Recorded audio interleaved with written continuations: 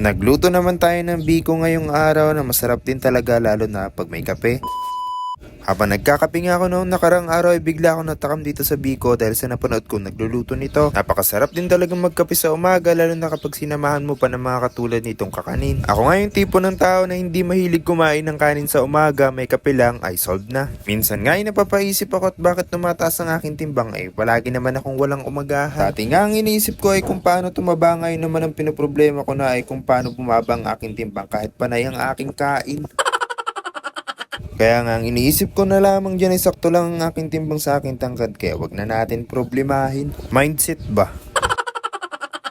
Una nga pala namin ginawa dyan mga buddy, nagpalatik kami nitong mga gata ng nyog. 2 nyog pala ang ginamit namin dyan at ang malagkit naman ay mahigit sa 3 gatang. Kapag ganito na ang itsura ng latik niya at nagkulay brown na ay pwede na natin itong hanguin. Itatabi nga lang muna natin yan dahil yan ang magiging toppings natin sa gagawin nating biko. Itatabi nga lang din natin dyan yung pinakamantika niya dahil isasama natin yan sa paghahalo natin mamaya. Di pa nga dyan naluluto yung biko pero matatakam ka na din talaga dahil napakabango ng latik na ito. Dahil nga sa mabangong amoy nito, kahit malayong kapitbahay mo ay malalaman na nagluluto ko ng biko. Matapos dyan hanguin itong latik ay maglalagay naman tayo ng kaunting asukal at tutunawin nga natin ito. Panay nga dapat ang halo mo dyan at katamtaman lang ng apoy para hindi naman ito masunog. Ituloy-tuloy nga lang natin ang paghalo dyan hanggang sa maging ganito na ang kanyang itsura. Medyo sunugin nga natin ng kaunti dyan yung asukal dahil masarap sa biko yung may konting pait. Hindi nga kami expert at first time lang namin itong lutuin kaya naman nagpapaturo kami dyan sa nakakaalam. Bago pa nga namin simulan ng pagluluto ng latik ay nakapagluto na rin kami dyan na malagkit para mabilis namin matapos itong pagluluto. Nagtulong-tulong na kami dyan sa pagluluto para mabilis na itong matapos dahil maggagabi na rin. Kasama nga pala namin dyan ni Mrs. ang aming mama dahil siya ang nakakaalam kung ano ang mga gagawin sa pagluluto nito. Kailangan mo nga din ng sapat na lakas kapag nagluluto nito dahil wala kang tigil sa paghahalo-halo. Naglagay din para tayo dyan ng tira nating asukal at saka naman itong tinabi nating mantika nitong latik. Ito nga pala mantika ng latik ang siyang magpapabango sa gagawin nating biko. Pero karaniwan din itong ginagawang langis na panghilot lalo na kapag panahon ng mahal na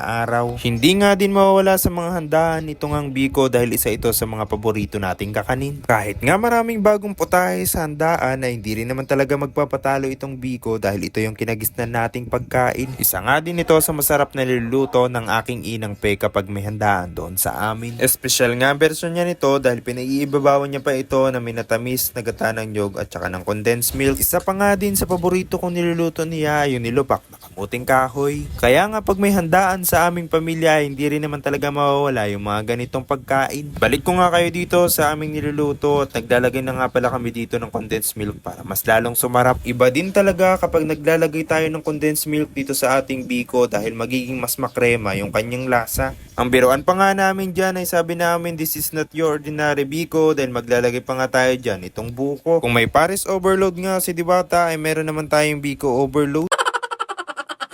Imekos-mekos nga lang natin yan para naman kumalat itong ang buko. Ito nga palang nabili naming buko dyan na hindi pa ganun kagulang kaya naman ganyan yung kanyang itsura. Sabi ko nga dyan ay ayos lamang yan, ang mahalaga ay nalagyan rin natin ng buko kahit kaunti, laban na yan. Tapos nga ang ilang minuto na paghahalo-halo ay ganyan na nga ang kanyang itsura. Napakasarap din naman talagang tignan. Itsura pa nga lamang dyan ay nakakatakam na din talaga, paano na lang kaya kung natikman mo pa. Sabi ko nga dyan sa aking misis ay kunan niya rin ako na naghahalo-halo para naman may masabi na natulong din ako dito kahit wala naman talaga.